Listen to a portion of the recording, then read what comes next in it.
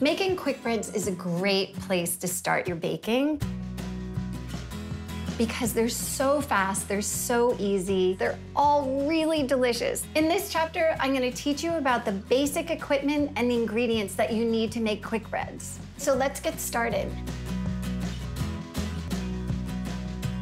Quick breads are everything from muffins to banana bread to pumpkin bread.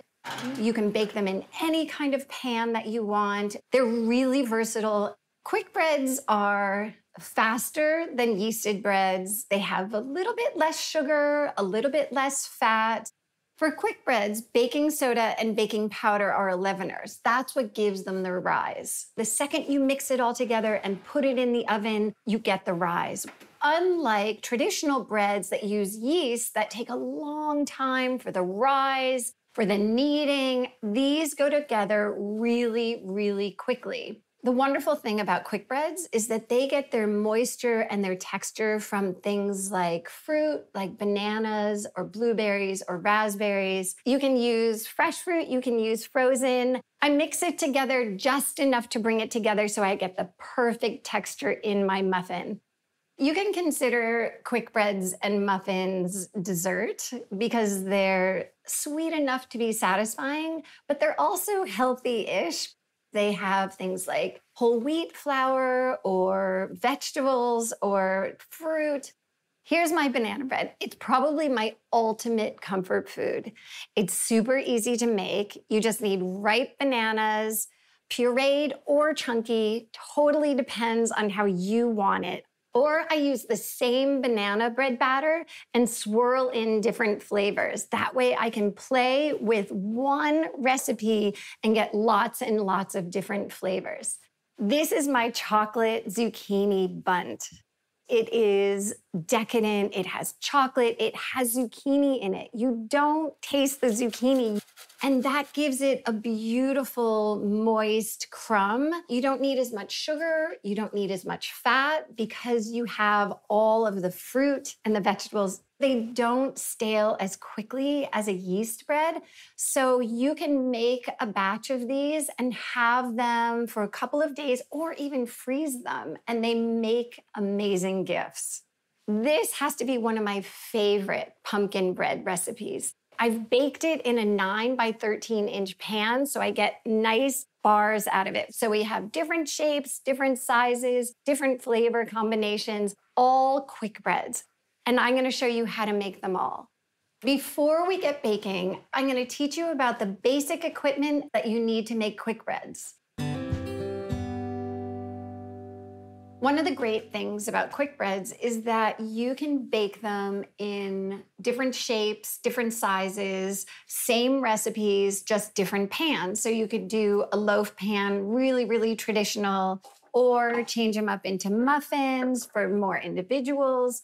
You can also bring the fancy and bake them in a bundt pan. I love this because same recipe, super simple, but it comes out of here looking like a party. The other thing that you can do is bake it in a 9 by 13 inch cake pan to create more of a bar out of your quick bread. So all these different pans, the same recipes, super easy, super simple, but you get a totally different look. One of the things that you have to do when you're baking quick breads is line the pans. It adds an insurance that you're gonna mix your quick breads, you're gonna bake them, and they're gonna pop right out of the pan. Just take sheets of parchment that you can get pre-bought in the sheets like this, or they come in rolls. Both of them work absolutely brilliantly for this. You want to make sure that you're using parchment and not wax paper. Wax paper is not meant to be baked. I cut this to the size of the pan. I'll butter, or you can use baking spray, and then you'll just put that right in and put your quick bread batter into the pan. This is insurance that'll come out. For the 9 by 13 inch pan, I usually don't line it with parchment so that I can cut the bars right out of the pan. Then for the muffin pans, you want to use some kind of a liner. I love to use these tulip cups, but then you can also just go with a really simple, clean muffin liner. Anything that's going to help to just pop those muffins right out of the pan. The exception to the parchment or liner is if you're baking in a bundt pan. When I bake in a bundt pan, I just want to get a really thick coating of butter on there, and then I dust it with either flour or cocoa powder, depending on what I'm baking. That is going to help release your quick bread from the bundt pan. It's super fast, super quick, super easy. We've talked about our pans, and now we need to bake. So everybody's oven is a little bit different. One of the best pieces of equipment that you can buy is a really inexpensive but essential oven thermometer. This will tell you if your oven is baking true to temperature. So even if you've set it to 350, sometimes your oven might run a little bit hot, a little bit cold, and this will tell you exactly where you're at. The other thing that I recommend is that you bake in the middle of the oven, because then you have an even temperature. Not too hot on the bottom, not too hot on the top, but right in the middle.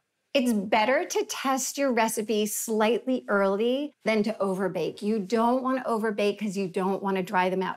Having said that, one of the greatest things about quick breads is that they tend to have a lot of moisture to them, either from the banana or the pumpkin or the zucchini. When I'm testing to see if a recipe is ready, I usually tap the top, but I also use a skewer. This is the essential way to know if the inside of the cake is fully baked. If it comes out with clean or with just a bit of moist crumb, that's great. If it comes out with wet batter, it needs to stay in the oven.